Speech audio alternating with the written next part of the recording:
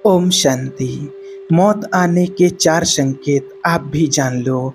जब ये 4 संकेत मिल जाएं तो समझ लेना मौत करीब है और आप अपनी तैयारी कर लेना। देखिए, ये तो सभी जानते हैं कि जो आया है सो जाएगा।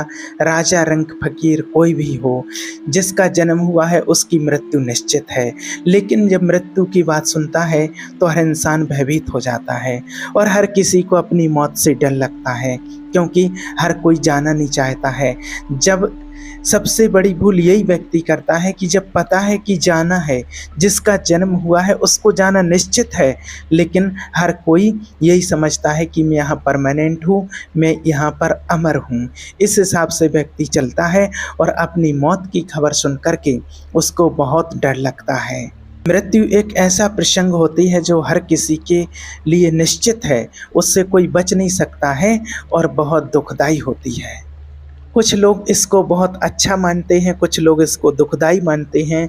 जो ज्ञानी आत्माएं होती हैं वो इसको दुखदाई नहीं समझते हैं, और जो अज्ञानी होते हैं, जिनको ज्ञान की नॉलेज नहीं होती है, वो ही इसको दुखदाई समझते हैं। तो वास्तव में कौन से संकेत मिलते हैं हमें मृत्यु आने से पहले, क्या क्या संकेत मिलते हैं? और अगर हर मनुष्य आत्मा इन संकेतों को समझ जाए तो उसको दुख नहीं होगा। दुख इस बात का होता है, और इसलिए दुख होता है क्योंकि बिना संकेत के चले जाते हैं। अगर किसी को पता थोड़े दिन पहले से अगर चल जाए कि जाने वाले हैं तो वो अपनी तैयारी कर ले, लेकिन उसको पता नहीं रहता है और वो चले जाते हैं, तो जाने वाले को भी दुख होता है और जिनको छोड़ कर के जाते हैं उनको भी दुख होता है।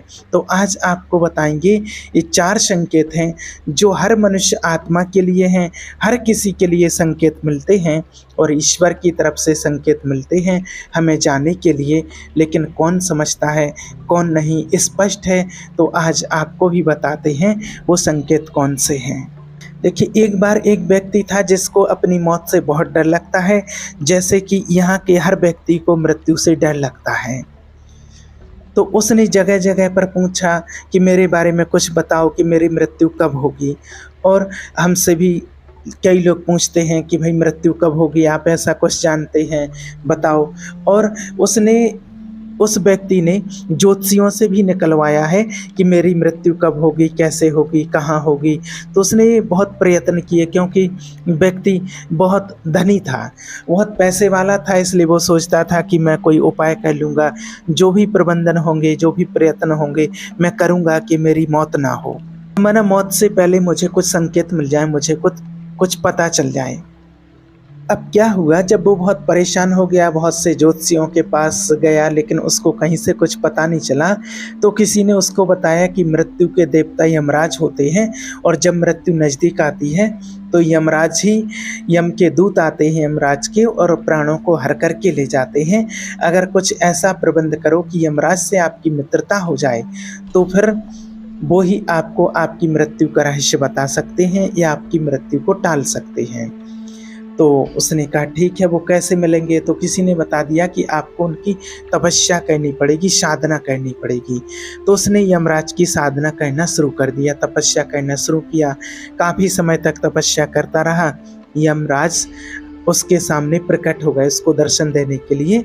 तो वो यमराज ने पूछा कि भाई क्या चाहते हो, आपने मेरे तपस्या क्यों की, मैं आपसे प्रसन्न हूँ, मांगिए आप क्या चाहते हो। तो व्यक्ति कहने लगा कि मुझे अमरता का वरदान दे दीजिए, मुझे कभी मृत्यु ना हो, मुझे मृत्यु से बहुत डर लगता है।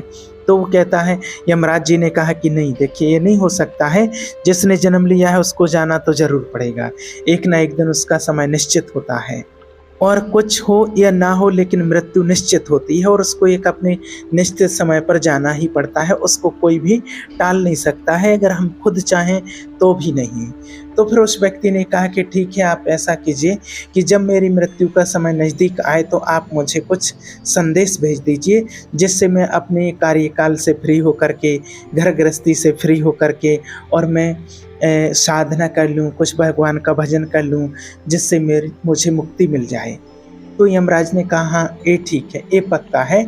और उसने कहा कि ये मित्रता के नाते आप मेरे से वादा कीजिए कि आप मुझे ज़रूर संदेश देंगे। तो यमराज ने कहा ठीक है, मैं आपको संदेश दे दूंगा, जैसे ही आपका समय नज़दीक आ जाएगा तो मैं आपको संदेश दे दूंगा। और यमराज उसके बोल करके चले जाते हैं। अब ये व्यक्ति अपने घर लौट करके आता है, अपनी दुनिया में खो जाता है, अपने काम धंधों में लग जाता है, मौज मस्ती में खो जाता है, जो मनाए खाता पीता करता उल्टा सीधा सब कुछ करता रहता है। और उसको मना पता ऐसे लगता है उसको कि भाई जब समय आएगा तो यमदूत यमराज आएंगे और वो कुछ मैसेज देंगे तो मैं समझ जाऊंगा, जब अंतिम घड़ी आएंगी तो मुझे मैसेज मिल ही जाएगा। इसलिए वो खूब ऐसो आराम उल्टे सीधे काम सब कुछ करता रहता है। अब धीरे धीरे समय निकलता जाता है और वो वृद्धावस्था को पाने लगता है। तब तक भी वो निश्चिंत रहता है कि अभी तो यमराज के कोई संदेश नहीं आया है, और तब भी वो अपने उल्टे सीधे कामों में लगा रहता है। अब धीरे धीरे क्या होता है कि उसकी कमर झुकने लगती है, उसको बीमारियों ने घेर लिया होता है। जब बीमारियां घेर लेती हैं और उसको एक दिन ऐसे लगता है कि यम के दूत सामने खड़े हुए हैं, यमराज के दूत सामने खड़े हुए हैं। यमराज के दूत जैसे ही हाजिर हो जाते हैं तो वो यमराज के दूतों को देख करके घबरा जाता है और वो कहता है कि ये तो मेरे साथ बहुत बड़ा अन्याय किया है। आपके देवता ने, मृत्यु के देवता यमराज ने मेरे साथ छल किया है, मेरे साथ उन्होंने मित्रता की थी, मित्रता में कोई छल नहीं करता है, और आज यमराज ने छल किया है मेरे साथ। तो वो सुनने वाले नहीं थे। उन्होंने कहा जो भी बात करनी हो आप यमलोक में पहुंच करके उनसे बात करना, और उसके प्राणों को हर करके ले जाते हैं। और वो आत्मा वो पहुंच जाती है, वो व्यक्ति वहां पर, और यमराज से भी यही शब्द कहने लगते हैं कि आपने मेरे साथ छल किया है, मुझे धोखा दिया है, मित्रता में धोखा दिया है। यमराज कहते हैं कि मैंने आज तक किसी के साथ छल नहीं किया है, तो तुम्हारे साथ छल क्यों करूँगा। तो वो व्यक्ति कहता है कि आपने वादा किया था कि जब मृत्यु नज़दीक आएगी तो मैं आपको संदेश दूंगा, आपने तो एक भी संकेत नहीं दिया है मुझे। तो यमराज कहते हैं कि मैंने एक नहीं तेरे पास 4 संकेत भेजे हैं, और वो चारों आज भी आपके पास स्पष्ट रूप से मुझे दिख रहे हैं, आपको भी दिख रहे हैं।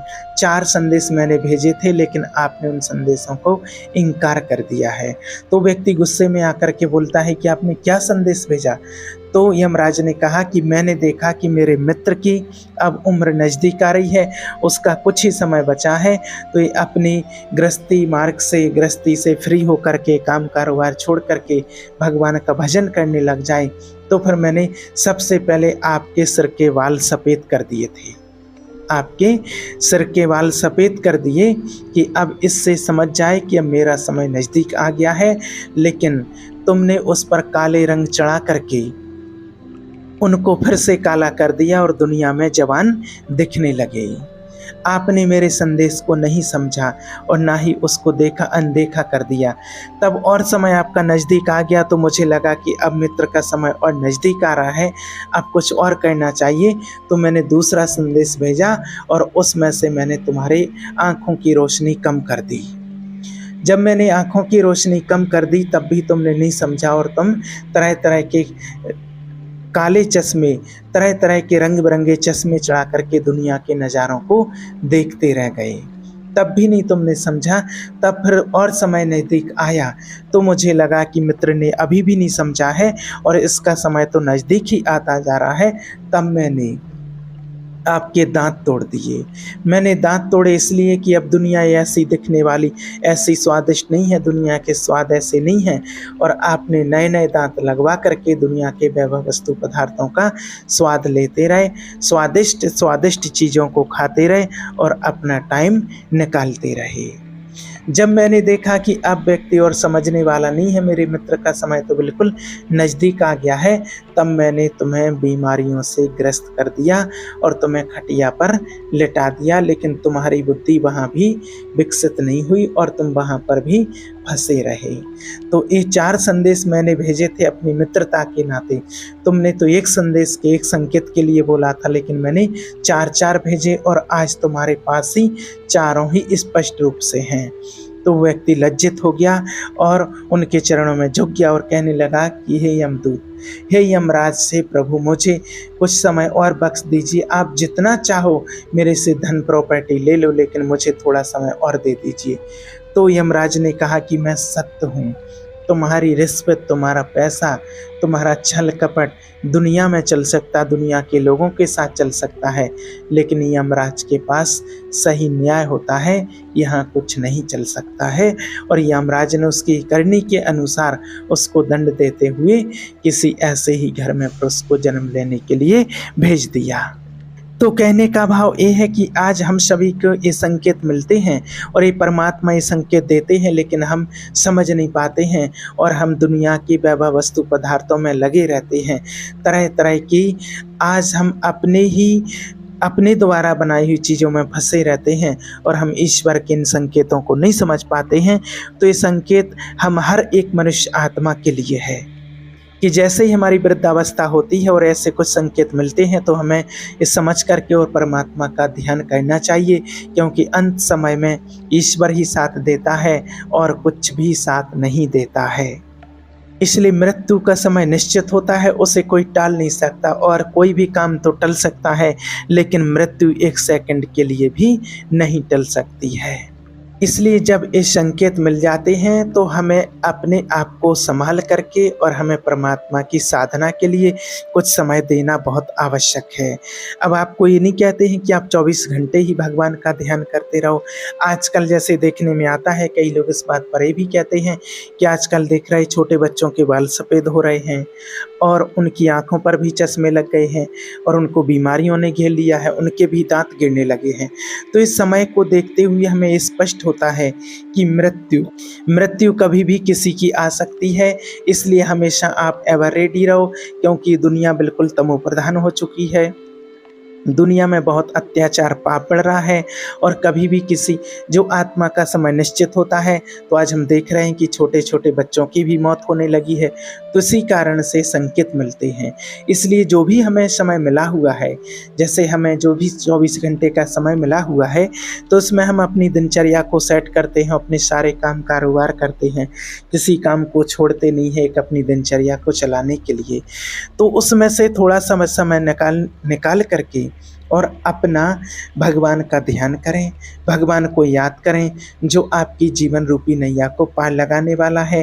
थोड़ा सा समय ही आपको सफल करना है ईश्वर की याद से, जो आपकी समस्याओं में आपको काम आएगा, क्योंकि अंत के समय पर एक परमात्मा की याद का जमा किया हुआ पुण्य कर्म ही काम आता है, और तो सब आप यहीं छोड़ करके चले जाते हैं। इसलिए आप ये ना सोचें कि जब वृद्धावस्था आ जाएगी तब हम भगवान का भजन कर लेंगे, 60 वर्ष के पार हो जाएंगे तब कर लेंगे। अरे 60 वर्ष के पार होने का, 60 वर्ष का किसी के पास कोई सर्टिफिकेट नहीं है कि आपको 60 वर्ष तक रहना ही रहना है। अगर कोई लोग रह भी जाते हैं तो उस समय ऐसी स्थिति हो जाती है कि 60 वर्ष के बाद ना आँखों से अच्छे से दिखाई देता है, ना कानों से सुनाई देता है, ना मुख से बोल पाते हैं, और उस टाइम पर ऐसी स्थिति हो जाती है कि खुद के बच्चे ही पसंद नहीं करते हैं। तो उस टाइम पर ईश्वर क्या पसंद करेगा?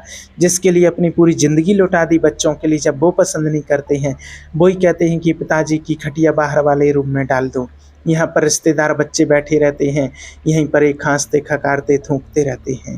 तो वो भी अपने घर से अपने पिताजी को ही बाहर द्वारे में खटिया डाल देते हैं।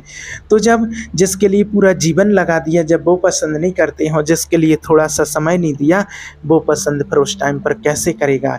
इसलिए अभी जो समय है उसी में से थोड़ा सा समय बचा करके और आप परमात्मा का ध्यान करें। परमात्मा का आप ध्यान करेंगे तो परमात्मा आपका ध्यान करेगा और हर मुसीबत में आपका साथ देगा, और अंत में यही पुण्य कर्म आपका साथ देता है और यही पुण्य कर्म आपके साथ में जाता है। इसलिए कहा जाता है कि राम नाम की लूट है, लूट सके तो लूट, अंत समय पछताएगा जब प्राण जाएंगे छूट। अभी वो समय है जो आप पुण्य की पूंजी जमा कर सकते हैं और अपने साथ में ले जा सकते हैं। इसलिए आपको विशेष अटेंशन देना है, नहीं तो फिर कहा गया है कि जब चिड़िया चुग गई खेत है, फिर डंडा हिलाने से क्या फायदा। तो जब चिड़िया खेत चुग जाएगी, जब आपकी वृद्धावस्था आ जाएगी, फिर कुछ नहीं कर पाएंगे, फिर पछताने से, पश्चाताप से कुछ नहीं होगा। अभी आप जो भी करना चाहें वो पुण्य कर्म कर सकते हैं, परमात्मा को याद कर सकते हैं। तो ये संकेत आपको मिलते ही और आपको पुण्य कर्म करना शुरू करना है और पुण्य कर्म तो हर समय ही करना चाहिए। भगवान तो कहता हमेशा तैयार रहो, एवर रेडी रहो, किसी का कोई भरोसा नहीं है। हर घड़ी को अंतिम घड़ी समझो। रात को जब सोते हो तो सबको माफ़ करके सो, पता नहीं सुबह नींद खुलेगी या नहीं खुलेगी। इसलिए सबको हिसाब किताब चुकतू करके परमात्मा को याद करके ही सोना चाहिए। और विशेष करके आपको इस बात का अटेंशन रखना है। ओम शांति।